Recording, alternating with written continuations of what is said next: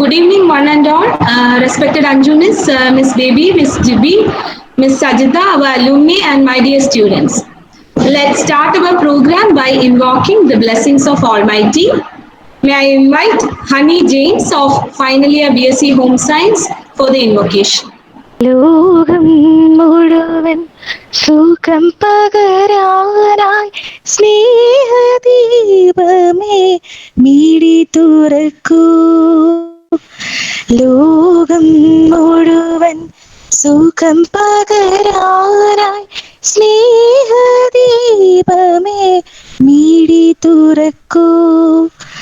കൗതര നിവാരണ കനിവിന്നുറവേ കാട്ടിൻ നടുവിൽ വഴി തെളിക്കൂ. ലോകം മുഴുവൻ സുഖം പകരാനായി സ്നേഹദീപമേ മിഴി തുറക്കൂ. സ്നേഹദീപമേ മിഴി തുറക്കൂ. Thank you, Honey.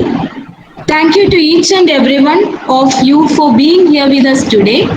We are very pleased to be able to welcome those of you that have been with us for a long time now, as well as those who are new to the Home Science family.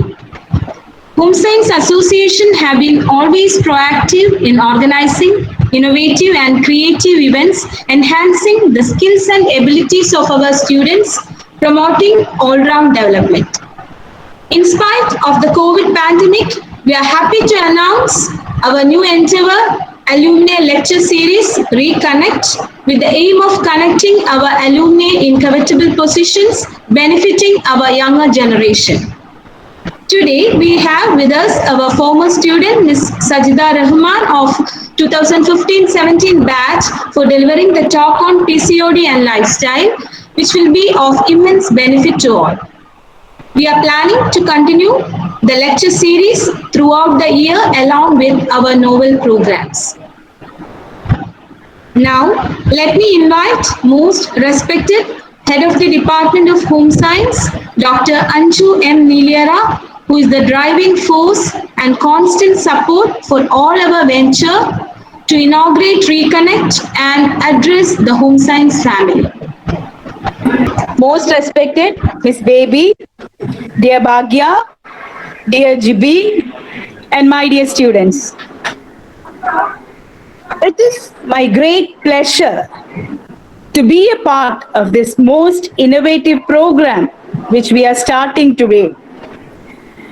When we say reconnect, it definitely spells something nostalgic. We had many brilliant students, many very good students, many loving students, and of course, who all went through the department. They were all these to us. But once they leave the campus, they come back very rarely to reconnect with us. And once in a while, when you go out to a hospital or to an office or somewhere outside, you meet one of your students and they come running to you calling Miss A, and that is the greatest joy of being a teacher. And today, we have launched this program in the Home Science Department with the motive of reconnecting and maintaining the link with the students who have gone through the department and are now in other different areas. And each student who has gone through the department, definitely in their personal life or in their professional life, they are all excelling and they are all in excellent or coveted positions as far as each individual is concerned. What I mean to say is that when you mean to be excellent or successful, it is actually relative. When you feel that you are successful, actually when you feel that you have succeeded, actually you are successful. You don't have to be successful in the eyes of another person. It is to you whom you have to make believe that you are successful. And as far as Sajida is concerned, she is one of the most loving, most studious, most well behaved students who have come to the department or who has come to the department and is still in our hearts to a very great extent. Sajida, she did her schooling in Pathanamthitta as she belongs to Pathanamthitta.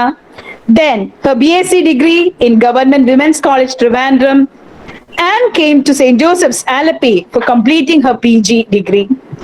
And immediately after her PG degree, she joined Lifeline Adur as dietitian because she had done some part of her project work in Lifeline Adur.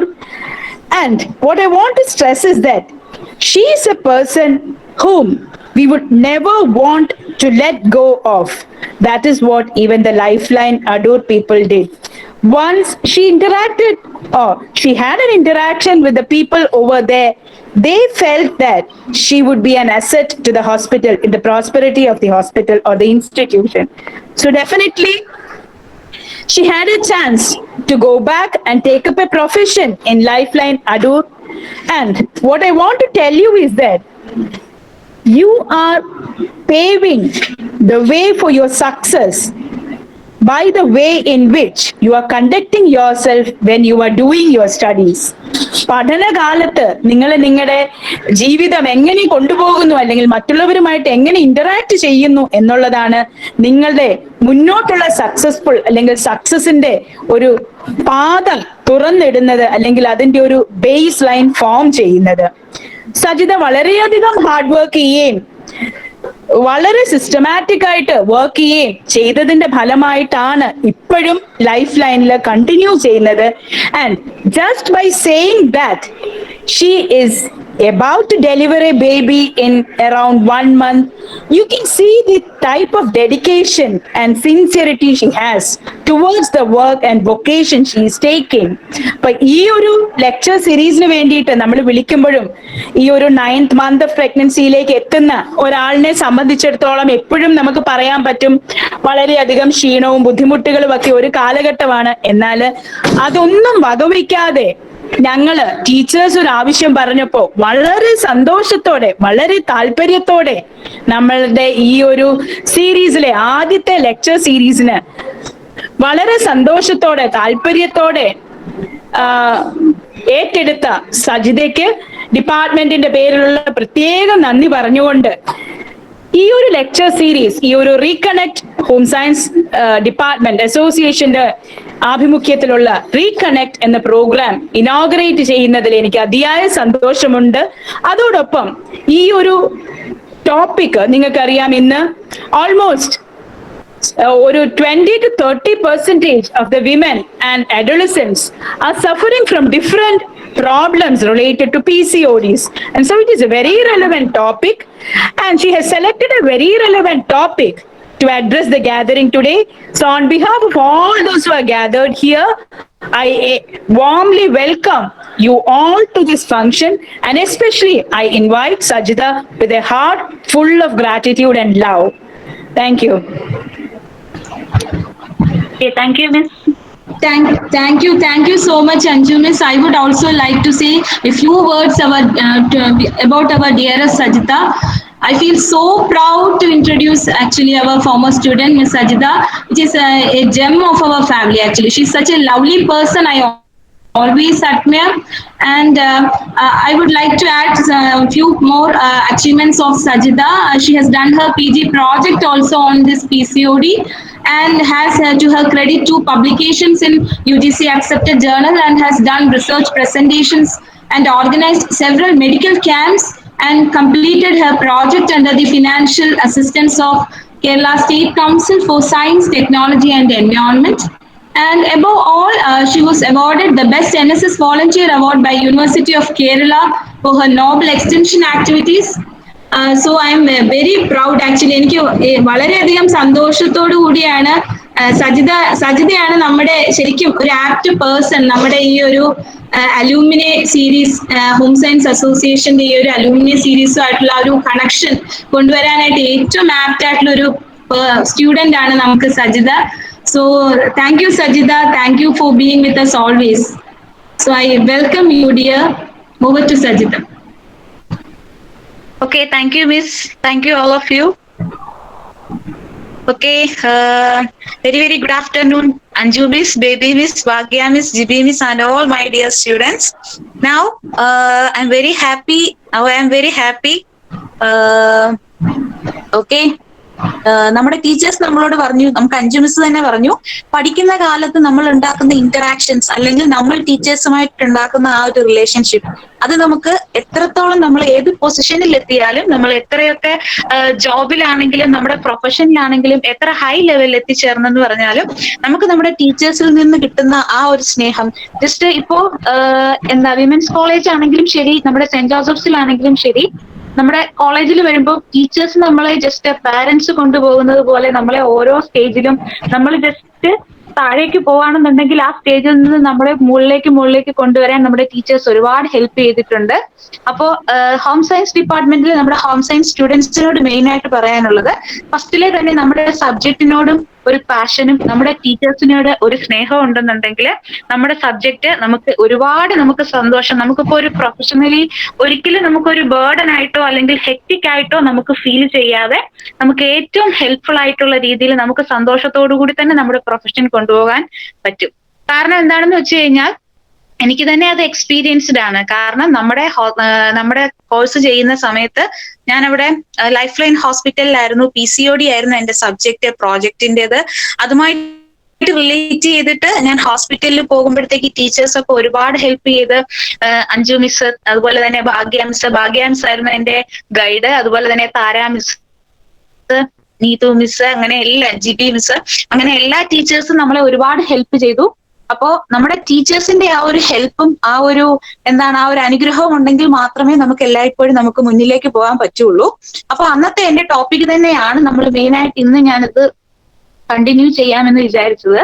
കാരണം PCODയും അതേപോലെ തന്നെ life style ആയിട്ടുള്ള ഡിസീസസുമാണ് കൂടുതലായിട്ടും ഇപ്പോഴത്തെ കാലഘട്ടത്തിൽ നമുക്കിപ്പോ ഒരു ഏകദേശം 12 ഇയേഴ്സ് അല്ലെങ്കിൽ ഒരു ടീനേജ് പ്രായം തൊട്ട് നമുക്കൊരു 40 ഇയേഴ്സ്, ഏകദേശം നമ്മുടെ മെനോപോസിന്റെ ആ സ്റ്റേജ് വരേക്കും ഒരുപാട് ആളുകൾക്ക് പ്രോബ്ലം ഉണ്ടാക്കുന്ന ഒരു പ്രോബ്ലമാണ് PCOD അല്ലെങ്കിൽ പോളിസിസ്റ്റിക് ഓവറി സിൻഡ്രോം എന്ന് പറയുന്നത്. ഇതിന് മെയിൻ ആയിട്ടുള്ള കാരണം നമ്മുടെ ലൈഫ് സ്റ്റൈൽ തന്നെയാണ്. കാരണം എന്താണെന്ന് വെച്ച് കഴിഞ്ഞാല് നമുക്കിപ്പോ നോർമലി ലീനായിട്ട് ഒബീസ് ആയിട്ടുള്ള ആളുകളിൽ മാത്രമാണ് PCOD ഉണ്ടാകുന്നത്. അല്ലാന്നുണ്ടെങ്കിൽ ഒരുപാട് ഹെക്റ്റിക് ആയിട്ടുള്ള വർക്ക് ചെയ്യുന്നവരില്, ഇല്ലാന്നുണ്ടെങ്കിൽ ഒരുപാട് ജങ്ക് ഫുഡ് കഴിക്കുന്ന ആളുകളില്, അങ്ങനെയുള്ള ആളുകളിലൊക്കെയാണ് കൂടുതലായിട്ട് PCOD ഉണ്ടാകുന്നത് എന്നൊരു മിഥ്യാധാരണ നമ്മളിൽ പലരിലും ഉണ്ട്. പക്ഷേ ലൈഫ് ലൈൻ ഹോസ്പിറ്റൽ മെയിൻലി ഒരു ഇൻഫെർട്ടിലിറ്റി ക്ലിനിക്കും ഇൻഫെർട്ടിലിറ്റി സ്പെഷ്യാലിറ്റി ഹോസ്പിറ്റലും കൂടി ആയതുകൊണ്ട് കറക്റ്റ് ആയിട്ട് നമുക്ക് അറിയാൻ പറ്റും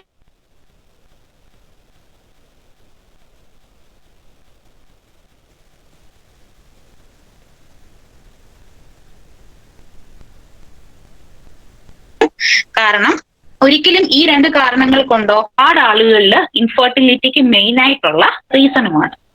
അപ്പോ ഈ PCOD നമുക്ക് ഉണ്ടാകുക, PCOD എന്ന് പറഞ്ഞാൽ മെയിൻ ആയിട്ട് എന്താണെന്ന് വെച്ച് കഴിഞ്ഞാല് നമ്മളുടെ ബോഡി, നമുക്കിപ്പോ അറിയാം നമ്മൾ കഴിക്കുന്ന ആഹാരം അത് എനർജിക്ക് വേണ്ടിയിട്ട് മാത്രം യൂസ് ചെയ്യാൻ, അല്ലെങ്കിൽ നമ്മുടെ ഡെയിലി ആക്ടിവിറ്റീസിനും ബേസൽ മെറ്റബോളിസത്തിനും വേണ്ടി മാത്രം യൂസ് ചെയ്യാൻ വേണ്ടിയിട്ടാണ് നമ്മൾ ഫുഡ് കഴിക്കുന്നത്. അതായത് നമ്മുടെ മെറ്റബോളിക് പ്രോസസ്സസ് കംപ്ലീറ്റ് ചെയ്യാൻ വേണ്ടിയിട്ടുള്ള അല്ലെങ്കിൽ നടക്കാൻ വേണ്ടിയിട്ടുള്ള എനർജി നമ്മുടെ ഫുഡിൽ നിന്ന് നമുക്ക് കിട്ടുന്നു. ബട്ട് ഈ എനർജി നമുക്ക് അല്ലെങ്കിൽ ആവശ്യമായതിനേക്കാൾ കൂടുതലായിട്ട് നമുക്ക് നമ്മുടെ ബോഡിയിലേക്ക് ഫുഡ് ഇൻടേക്ക് ചെല്ലുമ്പോഴത്തേക്കും അത് നമുക്ക് ഒരുപാട് ദോഷകരമായിട്ടുള്ള ഒരു അനുഭവമാണ് ഉണ്ടാക്കുന്നത്. അപ്പൊ ലേഡീസിൽ കൂടുതലായിട്ടും അത് തൈസിലും അബ്ഡമൻ പോർഷൻസിലുമാണ് ഡെപ്പോസിറ്റ് ചെയ്യാനുള്ള ചാൻസസ്. അതുവഴി നേരെ അത് നമുക്കിപ്പോ ജസ്റ്റ് യൂട്രസ് അല്ലെങ്കിൽ ഒവേറിയൻ അല്ലെങ്കിൽ ഫലോപ്പിയൻ ട്യൂബ് അങ്ങനെയുള്ള പോർഷൻസിൽ അത് നല്ല രീതിയിൽ ഡെപ്പോസിറ്റ് ചെയ്യാനും അതുവഴി അവിടെ ഫാറ്റ് സെൽസ് കൂടുതലായിട്ട് രൂപപ്പെടാനും പിന്നീട് അത് കറക്റ്റ് ആയിട്ട് ഓവം പ്രൊഡക്ഷൻ നടക്കാതെയും വന്ന്, എന്നാൽ ഓവം പ്രൊഡക്ഷൻ നടക്കാതെ അല്ലെങ്കിൽ കറക്റ്റ് ആയിട്ട് ഓവം പ്രൊഡക്ഷൻ നടക്കുന്ന ആളുകളിലും PCOD ഉണ്ടാക്കാനുള്ള ചാൻസസ് ഉണ്ട്. അതുകൊണ്ട് ഒരിക്കലും നമുക്ക് ഒബേസിറ്റി ആണ് അല്ലെങ്കിൽ പീരിയോഡിക് സൈക്കിൾ റെഗുലർ ആണ് എന്ന് പറഞ്ഞതുകൊണ്ട് നമുക്കൊരിക്കലും അത് PCOD വരാനുള്ള ചാൻസസ് ഇല്ല എന്നല്ല. അങ്ങനെയുള്ള ആളുകളിലും PCOD വരാനുള്ള ചാൻസസ് ഉണ്ട്. അപ്പോൾ നമുക്ക് കറക്റ്റ് ആയിട്ടുള്ള ആ പീരിയോഡിക് ആയിട്ടുള്ള ആ ഒരു സൈക്കിൾ നടക്കാതെ പോകുമ്പോഴാണ് നമുക്ക് ഈ PCOS ഒരുപാട് കോംപ്ലിക്കേഷൻസ് ഉണ്ടാക്കുന്നത്. അപ്പോ ഈ PCOD ഇങ്ങനത്തെ കോംപ്ലിക്കേഷൻസ് ഉണ്ടാക്കുമ്പോൾ നമ്മൾ മെയിൻ ആയിട്ട് ശ്രദ്ധിക്കേണ്ട കാര്യം സ്ട്രെസ് കംപ്ലീറ്റ് ആയിട്ട് ഒഴിവാക്കാൻ നോക്കുക. സ്ട്രെസ് കംപ്ലീറ്റ് ആയിട്ട് ഒഴിവാക്കാൻ നോക്കുമ്പോഴത്തേക്കും ഈ കൂടുതലായിട്ട് നമ്മളുടെ കേസസിൽ വരുമ്പോഴത്തേക്കും നമ്മളെല്ലാം ടീനേജ് സ്റ്റുഡൻസ്, നമ്മുടെ സ്റ്റുഡൻസ് എല്ലാവരും തന്നെ ടീനേജ് ഇല്ലാന്നുണ്ടെങ്കിൽ യങ് സ്റ്റേജ് ആണ്. അപ്പൊ അവർക്ക് ഒരുപാട് കാര്യങ്ങളിൽ നമുക്ക് എന്താണ് ഒരു ഇമിറ്റേഷൻസ്, ഇല്ലാന്നുണ്ടെങ്കിൽ ആക്ട്രസിനെ ഒക്കെ മറ്റേ ഇമിറ്റേറ്റ് ചെയ്യുക, അതേപോലെ തന്നെയുള്ള ബോഡി ഷേപ്പിലാക്കാൻ നോക്കുക, ഇല്ലാന്നുണ്ടെങ്കിൽ ഡ്രസ്സിങ് സ്റ്റൈലിലും അങ്ങനെ ഒരുപാട് കാര്യങ്ങളിൽ സ്ട്രെസ്. ഇപ്പൊ ഫാമിലിയിലാണെങ്കിലും ഒക്കെ ഒരുപാട് സ്ട്രെസ് ഉണ്ടാകാനുള്ള ടൈമാണ് ഈ ഒരു ടൈം. അപ്പൊ ഈ ഓവർ സ്ട്രെസ് ഉണ്ടാകുന്നത് വഴിയും PCOS ഉണ്ടാകാനുള്ള ചാൻസസ് ഉണ്ട്. അതേപോലെ തന്നെ ഈ നൈറ്റ് ടൈമിലൊക്കെ ഒരുപാട് TV അല്ലെങ്കിൽ എന്തെങ്കിലുമൊക്കെ ഒരുപാട് റേഡിയേഷൻ അടങ്ങിയിട്ടുള്ള നമ്മുടെ മൊബൈൽസ്, ലാപ്ടോപ്സ് അല്ലെങ്കിൽ നെറ്റ്വർക്ക് ഐറ്റംസ് ഇങ്ങനെയുള്ളതൊക്കെ യൂസ് ചെയ്യുമ്പോഴത്തേക്കും അതുവഴിയും നമുക്ക് ഉറക്കക്കുറവ് മൂലവും ഇത്തരത്തിലുള്ള പ്രോബ്ലംസ് ഉണ്ടാകാനുള്ള ചാൻസസ് ഉണ്ട്. പിന്നെ അതേപോലെ തന്നെ ഫുഡ് ഹാബിറ്റ്സ്, അതായത് നമ്മളിപ്പോ കറക്റ്റ് ടൈമിൽ ഫുഡ് കഴിക്കണം എന്ന് പറയുന്നതിൽ ഒരുപാട് അർത്ഥമുണ്ട്. അതായത് 3 നേരത്തെ 3 മെയിൻ മീൽസ് പ്ലസ് 3 സ്നാക്സ് അങ്ങനെയാണ് നമ്മൾ പറയുന്നത്. പക്ഷെ ഈ 3 മെയിൻ മീൽസ് എന്ന് പറയുമ്പോഴും ആ 3 മെയിൻ മീൽസിനെ നമ്മൾ വളരെ കാർബോഹൈഡ്രേറ്റ് കുറച്ച് അല്ലെങ്കിൽ കാലറി ലെസ് ആയിട്ടുള്ള ഫുഡ് ഐറ്റംസ് ആയിട്ട് മാത്രം വേണം കഴിക്കാനായിട്ട്. ഇല്ലാതെ നമ്മളിപ്പോ 3 മെയിൻ മീൽസ് എന്ന് പറയുമ്പോഴത്തേക്കും ഹെവി ആയിട്ട് കുറെ നല്ല ഫുഡ് ഐറ്റംസ് ഒക്കെ കഴിച്ചു കഴിഞ്ഞിട്ട് ഒരു നേരം കഴിക്കാതിരുന്ന് അടുത്ത ഒരു ടൈം കഴിക്കാതിരിക്കുക, ഇല്ലെങ്കിൽ 2 നേരം കഴിച്ചു അടുത്ത ടൈം കഴിക്കാതിരിക്കുക. അങ്ങനെ ചെയ്യുന്നത് കൊണ്ടും നമുക്ക് യാതൊരു തരത്തിലുള്ള അർത്ഥവുമില്ല. അതായത് ഏത് സമയത്താണോ നമ്മുടെ ബോഡിക്ക് ആവശ്യമായിട്ടുള്ളത് ആ സമയത്തേക്ക് നമ്മൾ ഫുഡ് കൊടുക്കുകയും വേണം. എന്നാൽ ആ ഫുഡ് കൊടുക്കുമ്പോഴത്തേക്കും നമ്മൾ ഒരിക്കലും ആ ഒരു കാര്യം വിട്ടുപോകാൻ പാടില്ല. കാരണം എന്താണെന്ന് വെച്ച് കഴിഞ്ഞാല് നമുക്ക് കറക്റ്റ് ആയിട്ട് ഇൻടേക്ക് ഉണ്ടാവുകയും വേണം. എന്നാൽ അത് ഓവർ ഇൻടേക്ക് ആകാൻ പാടില്ല. പിന്നെ അതേപോലെ ഒരുപാട് ഓയിലി ആയിട്ടുള്ള ഫുഡ് ഐറ്റംസും ജങ്ക് ഫുഡ് ഐറ്റംസും, അത് ഒരു പ്രധാന കാരണം എന്ന് പറയുന്നത് മടിയാണ്. മടി കാരണം നമ്മൾ ഫുഡ് പുറത്തുനിന്ന് വാങ്ങുന്നു. ഇല്ലാന്നുണ്ടെങ്കിൽ ജസ്റ്റ് സ്പൈസി ആയിട്ടുള്ളതോ അല്ലെങ്കിൽ ടേസ്റ്റി ആയിട്ടുള്ള ഫുഡിനെ നമ്മൾ കഴിക്കാനുള്ള ആഗ്രഹം, ആ ഒരു നാവിന്റെ ടേസ്റ്റ് കൊണ്ട് നമ്മൾ പുറത്തുനിന്നൊക്കെ ചൂസ് ചെയ്യും. അങ്ങനെ വരുമ്പോഴും അത്തരത്തിലുള്ള പ്രോബ്ലംസ് അല്ലെങ്കിൽ നമുക്ക് വേണ്ടാത്ത അല്ലെങ്കിൽ എക്സ്ട്രാ ആയിട്ടുള്ള കാലറീസ് നമ്മുടെ ബോഡിയിൽ ഡെപ്പോസിറ്റ് ചെയ്യുക. അപ്പോൾ അതും നമുക്ക് വലിയ രീതിയിലുള്ള ഒരു പ്രോബ്ലം ഉണ്ടാക്കാനുള്ള ചാൻസസ് ഉണ്ട്. പിന്നെന്ന് പറയുമ്പോൾ എക്സസൈസസ് ഏറ്റവും മെയിൻ ആയിട്ട് പറയേണ്ടത്. കാരണം ഈ സ്മോൾ ആയിട്ടുള്ള ലൈഫ് സ്റ്റൈൽ ആയിട്ടുള്ള ആ ഒരു ഫോൾട്ടി ലൈഫ് സ്റ്റൈലിനെ കുറിച്ച് പറഞ്ഞാണ് മെയിൻ പോയിന്റിലേക്ക് നമ്മൾ എത്തുന്നത്. എക്സസൈസ് എന്ന് പറയുമ്പോൾ ഇപ്പൊ നമുക്കിപ്പം ഈ കൊറോണയുടെ കോവിഡ് ഒക്കെ ആയപ്പോഴത്തേക്കും എന്താണ് കൂടുതലായിട്ടും എല്ലാ ആളുകളും വീട്ടിൽ തന്നെ ഒതുങ്ങിയിരിപ്പായി. കോളേജിൽ പോകേണ്ട, നമ്മുടെ ഡെയിലി ആക്ടിവിറ്റീസ് കുറവാണ്, മെറ്റബോളിസം അതുപോലെ കുറവാണ്, എക്സസൈസും തീരെ കുറവാണ്. കാരണം എല്ലാവരും മടി പിടിച്ച ആ ഒരു സ്റ്റേജിലേക്ക് മാറിക്കൊണ്ടിരിക്കുകയാണ്. അപ്പൊ എക്സസൈസിന് ഒരുപാട് ഇമ്പോർട്ടൻസ് ഉണ്ട്. ബോഡി വാമപ്പ് എക്സസൈസ്, അതേപോലെ തന്നെ റെഗുലർ ആയിട്ടുള്ള എക്സസൈസസ് കണ്ടിന്യൂ ചെയ്താൽ മാത്രമേ നമുക്ക് ഇത്തരത്തിലുള്ള ലൈഫ് സ്റ്റൈൽ ഡിസീസസിൽ നിന്നും ഒരു മോചനം ഉണ്ടാവുകയുള്ളൂ. അപ്പോൾ എന്തായിരുന്നാലും റെഗുലർ ആയിട്ടുള്ള ലൈഫ് സ്റ്റൈൽ ഹാബിറ്റ്സ്, അതിൽ മെയിൻ ആയിട്ടുള്ളത് സ്ട്രെസ് ഒഴിവാക്കുക, കറക്റ്റ് ആയിട്ടുള്ള ഉറക്കം, റേഡിയേഷൻസ് അതുപോലെയുള്ള എക്സ്റ്റേണൽ ആയിട്ടുള്ള കെമിക്കൽസിൽ നിന്നൊക്കെ ഒഴിവായി നിൽക്കുക, ഫുഡ് ഐറ്റംസിന്റെ കാര്യത്തിൽ നല്ല രീതിയിലുള്ള ഒരു ശ്രദ്ധ പാലിക്കുക, റെഗുലർ ആയിട്ടുള്ള എക്സസൈസ് ഹാബിറ്റ്സ് കൊണ്ടുവരിക. ഇത്തരം കാര്യങ്ങൾ നമ്മൾ മെയിൻ ആയിട്ട് ശ്രദ്ധിച്ചാൽ മാത്രമേ നമ്മുടെ ലൈഫ് സ്റ്റൈലിന്റെ കാര്യത്തിൽ നമുക്ക് PCODനെ കറക്റ്റ് ചെയ്യാൻ പറ്റൂ. ഇനിയിപ്പോ നമുക്ക് PCODന്റെ മെഡിക്കൽ പാർട്ടിലേക്ക് പോകാം. അതായത് നമുക്കിപ്പോ PCOD എന്ന് പറഞ്ഞു കഴിഞ്ഞാൽ മെയിൻ ആയിട്ടും ഇപ്പം എല്ലാ PCOD ഉള്ള ആളുകളിലും ഫെർട്ടിലിറ്റി പ്രോബ്ലംസ് ഉണ്ടാകുമെന്നോ അല്ലെങ്കിൽ എല്ലാ ഫെർട്ടിലിറ്റി പ്രോബ്ലംസും ഈ PCOD കാരണമാണെന്നോ ഒരിക്കലും നമുക്ക് പറയാൻ പറ്റില്ല. പക്ഷേ നമ്മളിപ്പോ വരുന്ന ഹോസ്പിറ്റൽസിൽ ഉണ്ടാകുന്ന ആ ഒരു ചാൻസസ് അല്ലെങ്കിൽ നമ്മൾ കണ്ടുവരുന്ന പേഷ്യൻസിന്റെ ആ ഒരു ഇത് വെച്ച് വരുമ്പോൾ ഏകദേശം 75% പേഷ്യൻസിലും PCOD ഉള്ളവരാണ്. അത് മൈൽഡ് PCOS മുതൽ ലാർജ് എന്ന് വെച്ച് കഴിഞ്ഞാല് ലാപ്രോസ്കോപ്പിക് സർജറി നീഡഡ് ആയിട്ടുള്ള PCOS വരെയും വരുന്നുണ്ട് പേഷ്യൻസിന്. ഓക്കെ, അപ്പൊ നമ്മൾ മെയിൻ ആയിട്ട് ശ്രദ്ധിക്കേണ്ടത് എന്താണെന്ന് വെച്ച് കഴിഞ്ഞാല് ഈ PCOD വരുന്ന ആളുകളിൽ നമുക്ക് കുറച്ചു തരത്തിലുള്ള ഇപ്പോ എല്ലാ ആളുകളിലും ഒരേപോലെ ലക്ഷണങ്ങൾ കാണിക്കണമെന്നില്ല. എന്നാൽ കുറച്ച് ആളുകളിൽ, അതായത് കൂടുതൽ ആളുകളിലും കുറെ ലക്ഷണങ്ങൾ കാണിക്കാറുണ്ട്. മെയിൻ ആയിട്ടും നമുക്ക് ഡാർക്ക് ആയിട്ടുള്ള പാച്ചസ് ഉണ്ടാവുക ബോഡിയുടെ പല പാർട്ടിൽ, അതായത് നമുക്ക് ഒരുപാട് എയർ സർക്കുലേഷൻ നിൽക്കാത്ത പോർഷൻസിൽ, നമ്മുടെ കഴുത്തിന്റെ ബാക്കില്, അതേപോലെ തന്നെ കൈയുടെ മടക്കുകളില്, കാലിന്റെ മടക്കുകളില്, അതേപോലെയുള്ള ഒരുപാട് എന്ന് വെച്ചാൽ ടൈറ്റ് ഫാറ്റി നല്ല രീതിയിൽ ഡെപ്പോസിഷൻ വരാൻ ചാൻസ് ഉള്ള പാർട്ടൊക്കെ നല്ല ഡാർക്ക് ആയിട്ട് വരിക. ഫേസിലൊക്കെ ഒരുപാട് ഫേഷ്യൽ ഹെയർസ് ഉണ്ടാവുക. അപ്പൊ ജസ്റ്റ് പുറത്തേക്ക് ഇറങ്ങുമ്പോഴത്തേക്കും ഒരു താപകർഷതാബോധം അല്ലെങ്കിൽ ജസ്റ്റ് നമുക്കൊരു വല്ലാത്തൊരു ഷൈനസ് ഫീലൊക്കെ ഉണ്ടാക്കാനുള്ള ചാൻസസ് ഉണ്ട്. അപ്പൊ അത് നമ്മൾ ആദ്യം പറഞ്ഞ ഒരു കാറ്റഗറിയാണ്. അതുവഴി നമുക്ക് സ്ട്രെസ് ഉണ്ടാകുന്നു. ആ സ്ട്രെസ്സിലൂടെ നമുക്ക് PCOS വീണ്ടും നമുക്ക് കൂടുതൽ പ്രോബ്ലംസ് ഉണ്ടാക്കാനായിട്ടുള്ള ഇടവരുന്നു. അപ്പൊ എന്താണെന്ന് വെച്ച് കഴിഞ്ഞാല് നമുക്ക് അങ്ങനത്തിലുള്ള രോമവളർച്ച, അമിതമായിട്ടുള്ള രോമവളർച്ച ഉണ്ടാകുന്നു ഫേസിലൊക്കെ.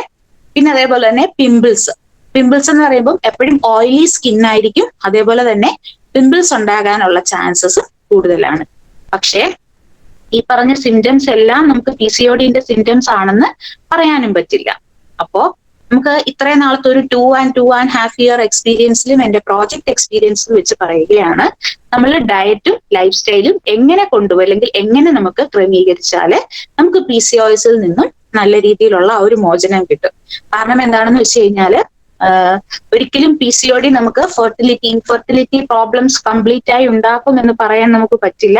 കാരണം നമുക്ക് ഒരുപാട് പേര് എക്സ്പീരിയൻസ്ഡ് ആയിട്ടുള്ള ആളുകളുണ്ട്. കാരണം PCOS ഉണ്ടായിട്ടും, PCOSും അതുപോലെ ഓവർ വെയിറ്റ് വിത്ത് PCOS ഉണ്ടായിട്ടും അതിനെയൊക്കെ എക്സസൈസ് കൊണ്ടും ഡയറ്റ് കൊണ്ടും ഒക്കെ തരണം ചെയ്തിട്ടുള്ള ഒരുപാട് ആളുകളുണ്ട്. അതിന് ഒരുപാട് എക്സാമ്പിൾസ് ഉണ്ട്. ഓക്കെ, അപ്പൊ നമ്മൾ എന്താണ് ചെയ്യേണ്ടതെന്ന് വെച്ച് കഴിഞ്ഞാല് മെയിൻ ആയിട്ടും കംപ്ലീറ്റ്ലി നമ്മൾ റിലാക്സ് ആയിട്ടിരിക്കാൻ നോക്കുക. ഒന്ന്, ഈ ഒരു ഏജില് കംപ്ലീറ്റ് റിലാക്സേഷൻ, മൈൻഡിന് കംപ്ലീറ്റ് റിലാക്സേഷൻ കൊടുക്കുക എന്നുള്ളത് മെയിൻ ആയിട്ടുള്ള കാര്യം. പിന്നെ അതേപോലെ തന്നെ ഫുഡ് എക്സസൈസ് ഡെയിലി ഒരു 1.5 hourയിലും മസ്റ്റ് ആയിട്ട് നമുക്ക് എക്സസൈസ് ഉണ്ടാകണം. ഒന്നെങ്കിൽ നമുക്ക് ഫാസ്റ്റ് ആയിട്ട് നടക്കാം. ഇപ്പൊ ഈ കോവിഡ് സിറ്റുവേഷൻ ആയതുകൊണ്ട് നമുക്ക് ഫാസ്റ്റ് ആയിട്ട് നടക്കുക എല്ലാവർക്കും പോസിബിൾ ആയിട്ടുള്ള ഒരു കാര്യമല്ല. അപ്പോ ജസ്റ്റ് വീടിനുള്ളിൽ തന്നെയും റൂംസിനുള്ളിലും എപ്പോ ഫുഡ് കഴിച്ചാലും ഒരു 10 minutes എങ്കിലും നമ്മൾ നടക്കാനായിട്ട് ശ്രദ്ധിക്കണം. പിന്നെ അല്ലെങ്കിൽ നമ്മുടെ സ്റ്റെയർസ് കൂടുതൽ ടൈംസ്, അതായത് പല സമയത്തായിട്ട് നമ്മൾ സ്റ്റെയർസ് കയറുന്നത് കൊണ്ട് നമുക്ക് യാതൊരുവിധ യൂസും ഇല്ല. അടുപ്പിച്ച് തന്നെ ഒരു 1/2 hour അടുപ്പിച്ച് കുറേയേറെ നേരം സ്റ്റെയർസ് കയറി ഇറങ്ങുക.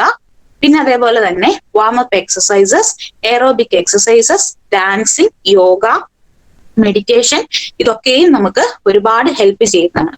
കാരണം നമ്മുടെ സ്ട്രെസ് റിലാക്സ് ചെയ്യാനും അതുപോലെ തന്നെ ബോഡിയിലെ എല്ലാ മസിൽസിനും നല്ല രീതിയിലുള്ള അല്ലെങ്കിൽ ബോഡിയിലെ എല്ലാ പോർഷൻസിനും നല്ല രീതിയിലുള്ള എക്സസൈസ് ഉണ്ടാകാനും ഈ പറഞ്ഞ എക്സസൈസുകളെല്ലാം ഒരുപാട് ഹെൽപ്പ് ചെയ്യുന്നതാണ്. പിന്നെ അതേപോലെ തന്നെ മെയിൻ ആയിട്ട് നമ്മൾ ശ്രദ്ധിക്കേണ്ടതാണ് ഡയറ്റ്. ഡയറ്റ് എന്ന് പറയുമ്പോൾ അവിടെ നമ്മൾ എനർജി ബാലൻസിങ് ആണ് നോക്കേണ്ടത്. കാരണം നമ്മൾ കഴിക്കുന്ന ആഹാരം നമ്മുടെ എനർജിക്ക് ആവശ്യമായിട്ടുള്ളത് ഒരു നെഗറ്റീവ് എനർജി സ്റ്റേറ്റ്, ആ ഒരു സ്റ്റേറ്റിൽ തന്നെ നിൽക്കുന്നതായിരിക്കും നല്ലത്. ആ ഒരു ബാലൻസ്, എനർജിയുടെ ആ ഒരു ബാലൻസ് നമ്മൾ മെയിൻറ്റെയിൻ ചെയ്ത് നിൽക്കുക. നമ്മൾ കഴിക്കുന്ന ഫുഡ് ഐറ്റംസിൽ നിന്നും നമുക്ക് കിട്ടുന്ന കാലറീസ്, അത് നമുക്ക് ചെലവാകുന്ന നമ്മുടെ ബേസൽ മെറ്റബോളിസത്തിനും ഡെയിലി ആക്ടിവിറ്റീസിനും വേണ്ട എനർജിക്ക് ഈക്വൽ ആയിരിക്കണം. അല്ലാതെ സർപ്ലസ് എനർജി അവിടെ നമുക്ക് ബോഡിയിലേക്ക് തന്നെ ലെഫ്റ്റ് ആകാൻ പാടില്ല. അങ്ങനെ വരുമ്പോഴത്തേക്കാണ് നമുക്ക് ഈ പറഞ്ഞ പ്രോബ്ലംസ് എല്ലാം കൂടുതലായിട്ടും ഉണ്ടാകുന്നത്. പിന്നെ അതേപോലെ തന്നെ നമ്മൾ മെയിൻ ആയിട്ട് കോൺസെൻട്രേറ്റ് ചെയ്യേണ്ടത് പ്രോട്ടീൻ ഫുഡ്സിനെയാണ്. കാരണം പ്രോട്ടീൻ ഫുഡ്സിനെ നമ്മൾ കൂടുതലായിട്ട് കോൺസെൻട്രേറ്റ് ചെയ്യുമ്പോഴത്തേക്കും നമുക്കുണ്ടാകുന്ന യൂസ് എന്താണെന്ന് വെച്ച് കഴിഞ്ഞാല് നമ്മളുടെ ലീൻ ബോഡി മാസ് അല്ലെങ്കിൽ നമ്മുടെ മസിൽ മാസ് നമുക്ക് കുറയാതെ ഇരിക്കുകയും അതേപോലെ തന്നെ ബാക്കിയുള്ള നമ്മുടെ ഈ എക്സ്ട്രാ ആയിട്ടുള്ള എക്സസ് ആയിട്ടുള്ള ആവശ്യമില്ലാത്ത ആ ഒരു ഫാറ്റ് പോർഷൻസ് എല്ലാം തന്നെ ബേൺ ചെയ്തു പോവുകയും ചെയ്യും. ഇപ്പൊ കംപ്ലീറ്റ്ലി ഒരു കീറ്റോ ഡയറ്റ് നല്ലതാണോ എന്ന് ചോദിച്ചു കഴിഞ്ഞാല് അത് നമുക്ക് യെസ് പറയാൻ പറ്റില്ല. കാരണം അത്യാവശ്യം നമ്മുടെ ബോഡിക്ക് എനർജിക്ക് വേണ്ടിയിട്ടുള്ള കാർബോഹൈഡ്രേറ്റ്സിൽ നിന്ന് തന്നെ നമുക്ക് എനർജി കിട്ടുന്നതായിരിക്കും നല്ലത്. ഇല്ലാന്നുണ്ടെങ്കിൽ നമ്മുടെ മെയിൻ ആയിട്ട് നമുക്ക് ഈസിലി ആയിട്ട് ചൂസ് ചെയ്യാൻ പറ്റുന്ന ഐറ്റംസ് ആണ് പൾസ് ഐറ്റംസ്, ലെഗ്യൂംസും അതേപോലെ തന്നെ പൾസസും. ലെഗ്യൂംസും പൾസസും നമ്മൾ യൂസ് ചെയ്യുന്നതിന്റെ മെയിൻ ആയിട്ടുള്ള ബെനിഫിറ്റ് എന്ന് പറയുമ്പോൾ അത്യാവശ്യം ഇപ്പൊ നമ്മുടെ ചെറുപയർ, ബംഗാൾ ഗ്രാം, ഇതിനകത്തൊക്കെ അത്യാവശ്യം കാർബോഹൈഡ്രേറ്റ്സ് പ്രസന്റ് ആണ്. അപ്പൊ ഈ അത്യാവശ്യം പ്രസന്റ് ആയിട്ടുള്ള കാർബോഹൈഡ്രേറ്റ്സ് നമുക്ക് എനർജി നീഡ്സിനെ മീറ്റ് ചെയ്യാൻ വേണ്ടിയിട്ട് ഹെൽപ്പ് ചെയ്യുന്നുണ്ട്. എന്നാൽ അതിനകത്ത് ആവശ്യത്തിന് പ്രോട്ടീൻ കണ്ടന്റ്സ് അടങ്ങിയിരിക്കുന്നുണ്ട്, ഫൈബർ കണ്ടന്റും അതുപോലെ അടങ്ങിയിട്ടുണ്ട്. അപ്പൊ ഇത് മൂന്നും ഇതൊരു ബാലൻസിങ് ആയി പോകുന്നത് കൊണ്ട് നമുക്ക് പെട്ടെന്ന് വിശപ്പ് ഫീൽ ചെയ്യുകയില്ല. അത്യാവശ്യം നമ്മുടെ ബോഡിക്ക് വേണ്ടിയിട്ടുള്ള പ്രോട്ടീൻസ്, അതായത് നമ്മുടെ വീക്ക്നെസ്സിനെ തടയുന്നു, അത്യാവശ്യം വേണ്ടിയിട്ടുള്ള കാർബോഹൈഡ്രേറ്റ്സ് നമുക്ക് ലഭിക്കുകയും ചെയ്യുന്നു.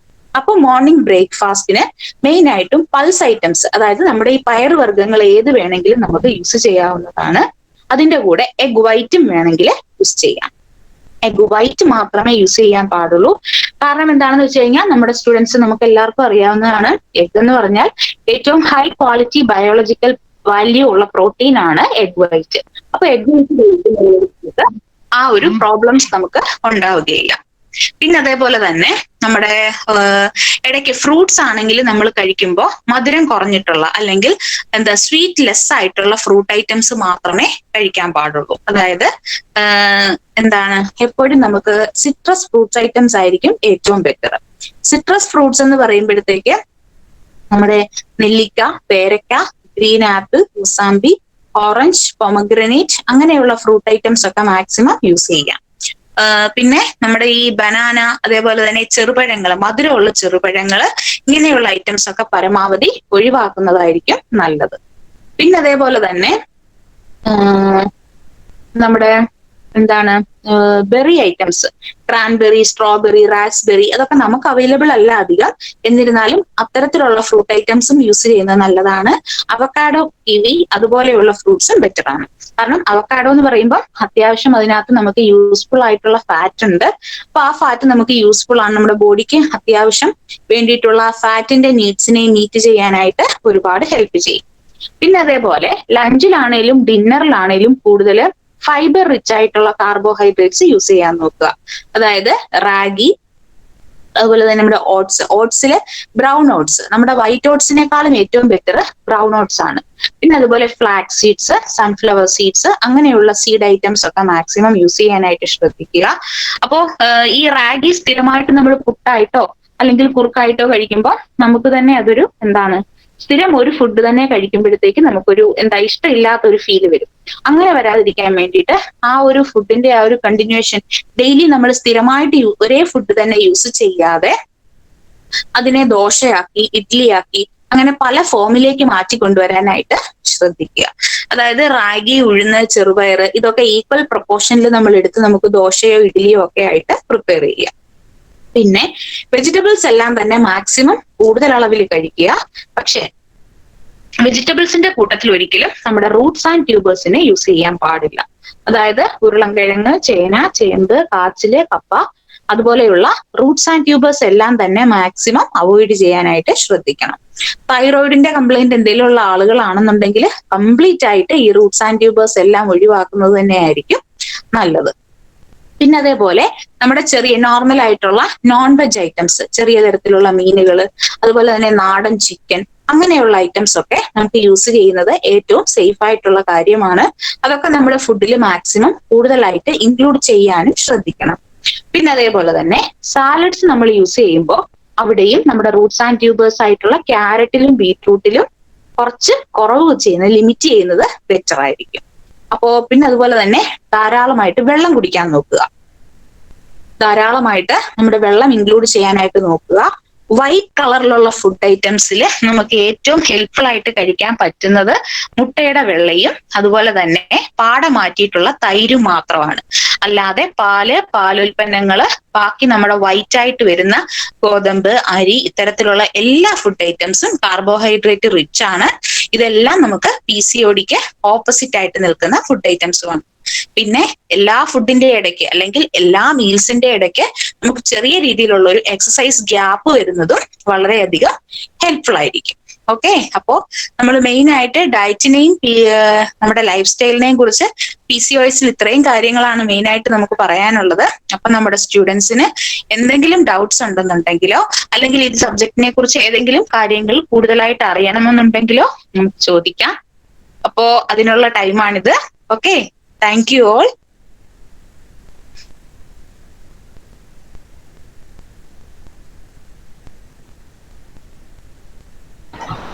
Thank you, Sajida. Thank you. Thank you for the wonderful session.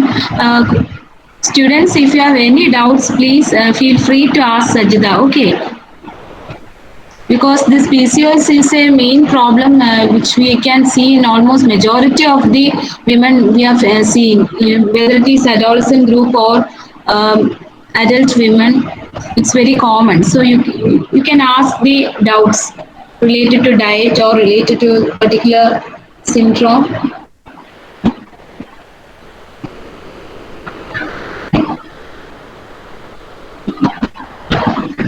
മാം ഒരു ഡൗട്ട് ഉണ്ട്. അൺമ്യൂട്ട് ചെയ്തിട്ട് ചോദിക്കാം. മാം, നമ്മളിപ്പം PCOD ഉള്ള ഒരാള് ഇതുപോലെ റൈസിൽ എന്തെങ്കിലും എന്താണ് കഴിക്കുന്നതിൽ കൺട്രോൾ ചെയ്യാനോ അങ്ങനെ എന്തെങ്കിലും ഉണ്ടോ?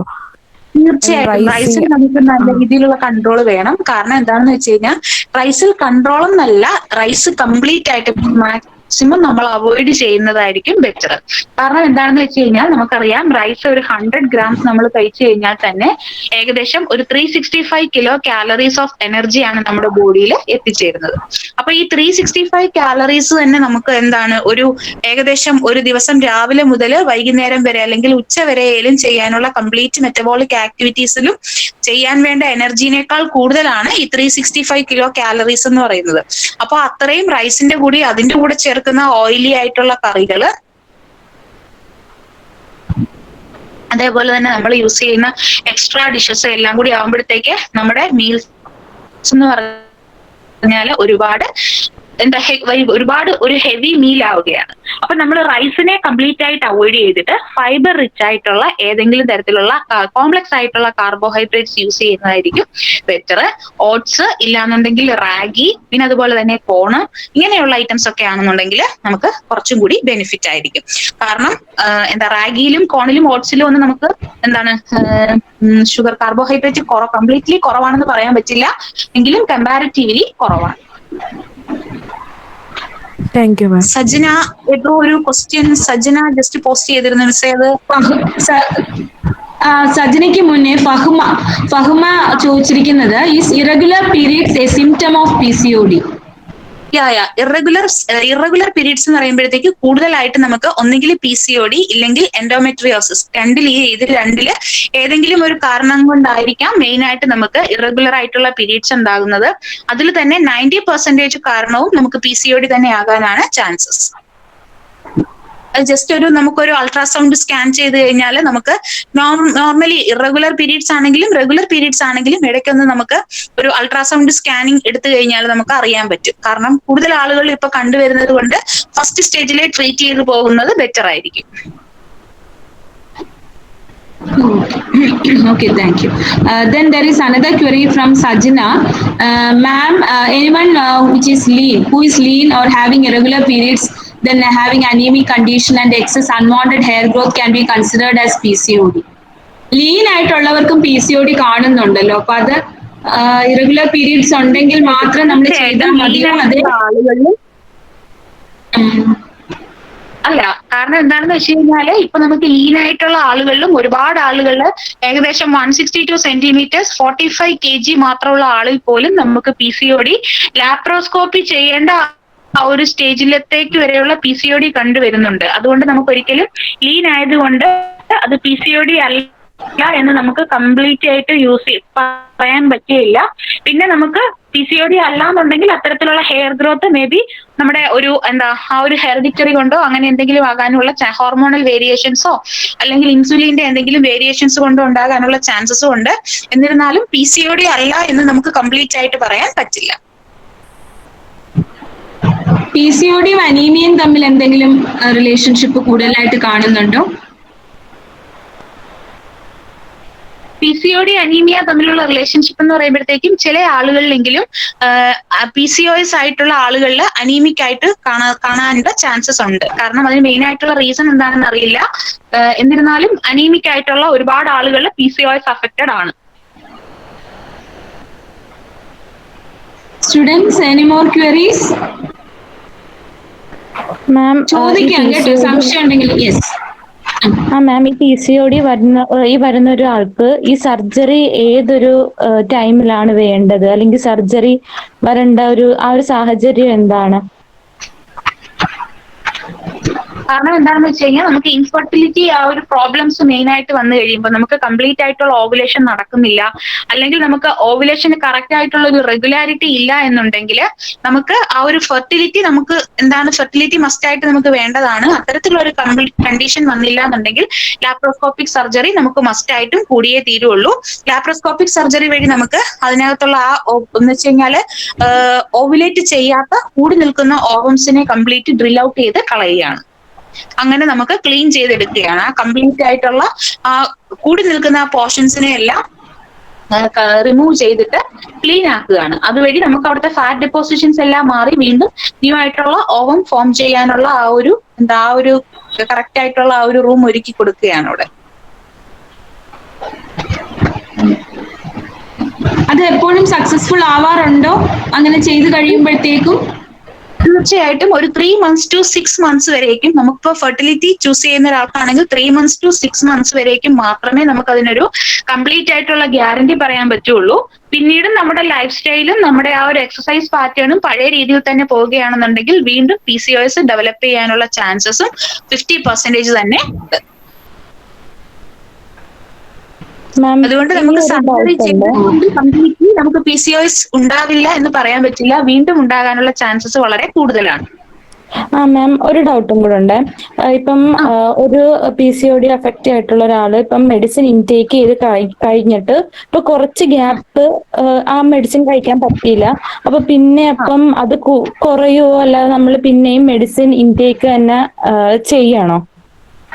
കാരണം ഒരു കംപ്ലീറ്റ് കോഴ്സ് നമുക്കിപ്പോ ഏതൊരു ഡിസീസിനാണേലും ഒരു കോഴ്സ് മെഡിസിൻ ഉണ്ടെന്നുണ്ടെങ്കിൽ അത് കംപ്ലീറ്റ് ആയിട്ട് നമ്മളത് ചെയ്ത് ആ മെഡിസിൻ കംപ്ലീറ്റ് കോഴ്സ് പൂർത്തിയാക്കിയതിന് ശേഷം മാത്രമേ നമുക്ക് കുറവ് പറയാൻ പറ്റുള്ളൂ. ഇടയ്ക്ക് വെച്ച് നമ്മൾ നിർത്തിക്കഴിഞ്ഞാൽ നമ്മുടെ ആന്റിബയോട്ടിക്കിന്റെ ഇഫക്റ്റ് പോലെ തന്നെയാണ്, നമുക്കത് കംപ്ലീറ്റ്ലി ക്യൂർ ആവുകയില്ല. നമ്മൾ അത്രയും നാൾ കഴിച്ച മെഡിസിൻസിന് ചിലപ്പോൾ ഫലം കിട്ടിയെന്ന് വരികയില്ല. അതുകൊണ്ട് ഒരിക്കലും ഇടയ്ക്ക് വെച്ച് മാക്സിമം ട്രീറ്റ്മെന്റ് നിർത്താതിരിക്കുക. Okay ma'am, thank you. Thank you, Sajda. Thank you, Fatima, for the question. Then there is another question from Amina. Ma'am, is there any relation between white discharge and PCOS? No. White discharge means it's A common symptom. അതിപ്പോ നമുക്ക് normally PCOS ഉണ്ടെങ്കിലും PCOS ഇല്ല എന്നുണ്ടെങ്കിലും white discharge എന്ന് പറഞ്ഞാൽ common ആയിട്ടുള്ളതാണ്.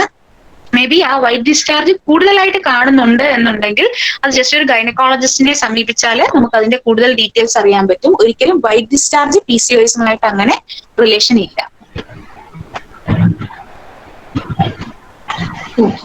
Then there is another question from Sajina. Ma'am, can you say PCOS how much affects the hormone balance? PCOS hormone balance is one of the main reason for developing the PCOS. ഈ നമ്മുടെ normal ആയിട്ടുള്ള FSH follicle stimulating hormone, അതേപോലെ തന്നെ luteinising hormone, അതുപോലെ നമ്മുടെ testosterone, ഇതുപോലെയുള്ള ഹോർമോൺസിന്റെ കൂടുതലും കുറവും അല്ലെങ്കിൽ അതിന്റെ നോർമൽ റേഞ്ചിലുള്ള വ്യത്യാസം കൊണ്ട് അല്ലെങ്കിൽ ടെസ്റ്റോസ്റ്റിറോണിന്റെ അളവ് നമ്മുടെ ലേഡീസിന്റെ ബോഡിയിൽ കൂടുന്നത് കൊണ്ടും ഈ PCOS ഒരു മേജർ ഇതായിട്ട് നമുക്ക് കാണാനുള്ള ചാൻസസ് ഉണ്ട്. അതുകൊണ്ട് കറക്റ്റ് ഒരുപാട് ആളുകളിൽ, അതായത് 90% ആളുകളിലും PCOS ഉള്ള ആളുകളിൽ ഹോർമോണൽ വേരിയേഷൻസ് കാണുന്നത് പതിവാണ്. മെയിൻ ആയിട്ടും ഇൻസുലിൻ ആയിരിക്കും, ഇൻസുലിൻ റെസിസ്റ്റൻസ് ആയിരിക്കും അവരിൽ കോമൺ ആയിട്ട് കാണപ്പെടുന്നത്. Okay. Students, any more doubts or queries? First years, do you have any doubt? You can please ask. Please feel free to ask. First years. Ma'am, hello. Yes. എനിക്കൊരു doubt ഉണ്ടായിരുന്നു. ഇപ്പോ PCOD ഉള്ള ഒരാൾക്ക് medicines ഒന്നും എടുക്കാതെ തന്നെ ഉള്ള ആ PCOSന്റെ ഒരു കുറയ്ക്കാൻ പറ്റുമോ?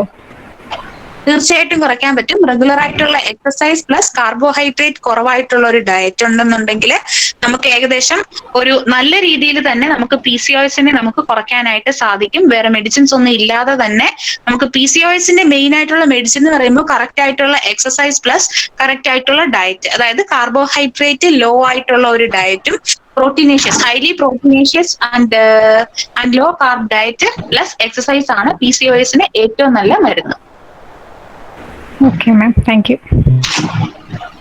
ആ പ്രിൻസിപ്പിൾ അപ്പൊ നമ്മള് 60% 20-20 എന്നുള്ളത് ഇവിടെ ഓൾട്ടർ ചെയ്യുന്നുണ്ടോ? അതേ കോംപ്ലക്സ് ആയിട്ടുള്ള കാർബോഹൈഡ്രേറ്റ്സ് കൊണ്ടുവന്നാൽ മതിയോ? കോംപ്ലക്സ് ആയിട്ടുള്ള കാർബോഹൈഡ്രേറ്റ്സ് നമുക്ക് കൊണ്ടുവന്നാൽ മതി, പക്ഷെ അതിൽ നമ്മൾ അളവിനെ നല്ല രീതിയിൽ ഒന്ന് കുറയ്ക്കുക. കോംപ്ലക്സ് കാർബോഹൈഡ്രേറ്റ്സ് നമുക്ക് പലപ്പോഴും കുട്ടികൾ സ്റ്റാർവ് ചെയ്യുവേ, പലപ്പോഴും കംപ്ലീറ്റ് ആയിട്ട് അവോയ്ഡ് ചെയ്യും കുട്ടികൾ പെട്ടെന്ന് ആ ഒരു റിസൾട്ട് വരാനായിട്ട്. അപ്പൊ അതിന്റെ ആവശ്യമില്ലല്ലോ. ഇപ്പം ഒരു നമുക്കിപ്പം ഒരു ഹാഫ് ആക്കുക, അങ്ങനെ ഒരു 3/4 ആക്കുക, എന്നിട്ട് നമ്മൾ അതിനനുസരിച്ച് കൺട്രോൾ കുറയ്ക്കുക. ആ സിമ്പിൾ കാർബോഹൈഡ്രേറ്റ്സ് മാറ്റി കോംപ്ലക്സ് കാർബോഹൈഡ്രേറ്റ്സിനെ നമ്മൾ പകരം കൊണ്ടുവന്ന് അതിന്റെ ആ ഒരു അളവിനെ നമുക്ക് അത്യാവശ്യം ഒരു ഹാഫ് പോർഷനോ 1/3 ഒക്കെ കുറയ്ക്കാൻ നോക്കുക. Then there is another question: is PCOS problems lead to thyroid problems, ovarian cyst? Thyroid problems and ovarian cyst, നമുക്കിപ്പോ എല്ലാ PCOSും ഒവേറിയൻ സിസ്റ്റ് അല്ലെങ്കിൽ നമ്മുടെ ചോക്ലേറ്റ് സിസ്റ്റ് ഉണ്ടാക്കും അല്ലെങ്കിൽ അതാണ് എന്ന് പറയാൻ പറ്റില്ല. ബട്ട് ഇൻ സം കേസസ് അത് നമുക്ക് ഒവേറിയൻ സിസ്റ്റിലേക്ക് പോകാനുള്ള ചാൻസസ് ഉണ്ട്. മേ ബി അത് ഹൈലി സ്റ്റേജിലേക്ക് പോയി കഴിഞ്ഞാൽ മാത്രമേ നമുക്ക് അങ്ങനെ പറയാൻ പറ്റുള്ളൂ. എല്ലാ PCOSും സിസ്റ്റും ഫൈബ്രോയിഡും ഒന്നും ആയി തീരുകയില്ല. പിന്നെ തൈറോയിഡ് പ്രോബ്ലംസ് ഉള്ള ആളുകളിൽ നല്ല രീതിയിൽ PCOS ഉണ്ടാകുന്നുണ്ട്. അത് മേ ബി ഹോർമോണൽ വേരിയേഷൻസിന്റെ ഒക്കെ കാരണം കൊണ്ടാകാം. നല്ല രീതിയിൽ തൈറോയിഡ് പ്രോബ്ലംസ് ഉള്ള ആളുകളിൽ PCOS ഉണ്ടാകാനുള്ള ചാൻസസ് നല്ല രീതിയിൽ തന്നെ കൂടുതലായിട്ടുണ്ട്. അത് മേ ബി എന്റെ പ്രോജക്റ്റിലെ ഒരു വൺ ഓഫ് ദ ഫൈൻഡിങ്സ് ആയിരുന്നു അത്. പക്ഷെ ഹോസ്പിറ്റൽസിൽ ഇപ്പൊ പേഷ്യൻസിലും അങ്ങനെ നമ്മൾ കണ്ടുവരുന്നുണ്ട്. തൈറോയിഡ് പ്രോബ്ലംസ് ഉള്ള ആളുകളിൽ PCOSൽ അത്യാവശ്യം കണ്ടുവരുന്നുണ്ട്. Okay, so any more doubts? Then one more question from Anupama. Is reducing menstrual flow a symptom of PCOS? Reduced menstrual flow, whether it is a symptom of PCOS? Yeah, it's also one of the symptom of PCOS. So to summarize, I think നമുക്ക് ഇങ്ങനെ ഒരു ultrasound ഒക്കെ അല്ലേ വർഷത്തിൽ ഒരിക്കൽ എടുക്കുന്നത് വളരെ നല്ലതാണ്. അതിപ്പം ഏത് ഏജ് ഗ്രൂപ്പ്, പ്രത്യേകിച്ച് റീപ്രൊഡക്റ്റീവ് ഏജ് ഗ്രൂപ്പിലുള്ളവരെല്ലാം അതൊന്ന് ചെക്ക് ചെയ്യുന്നത് നല്ലതാണ്.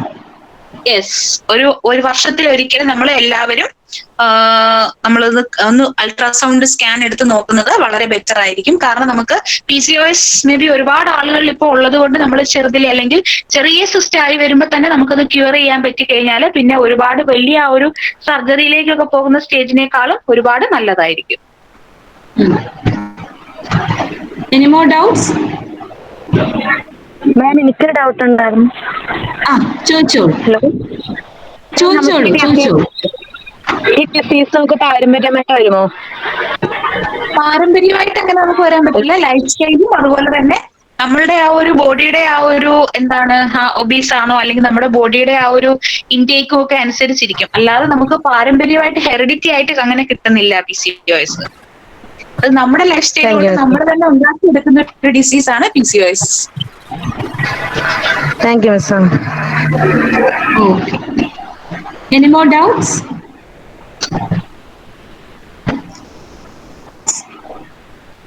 Okay, I think we can wind up. Is it? Yes. Sajida, thank you so much, Sajida. So I think their doubts have been resolved now. So let me invite Fahma of final year BSc, our final year student, to extend the vote of thanks. Hello, audible alle? Yes, Fahma, it's audible. I take this privilege to share my vote of thanks. This event was heartwarming, and I am delighted to be a part of Reconnect Alumni Lecture Series. Firstly, I like to thank Ms. Sajida Rahman, who gave us a mesmerizing session on PCOD and lifestyle. We acquired a lot of knowledge regarding this topic. Thank you so much, ma'am, for clearing our doubts too. I also express my special thanks to our dear baby Miss for your special presence. A heartfelt thanks to our HOD, Dr. Anju M. Nilyara, who is a constant support for us. I sincerely thank Dr. Bhagyadi, who organized this program and made it a success. I also thank Ms. GB Abraham for being a part of this session and supporting us. Finally, I extend my gratitude towards each and everyone who have participated in this session, especially to our sub-juniors, as it is their first meet with us. Once again, I am thanking one and all present here. Thank you so much. Okay, thank you. Thank you all. Thank you once again. And on behalf of the Home Science Association as well as the alumni JASA, I wholeheartedly thank you, Sajida, for being with us. Thank you so much. And thank you, dear students, for making this program a success. Thank you so much. So bye for now. We shall meet in the next session. Hopefully, we will be having a session on diabetes as the Diabetes Day is approaching. So till then, bye from us. Okay, bye.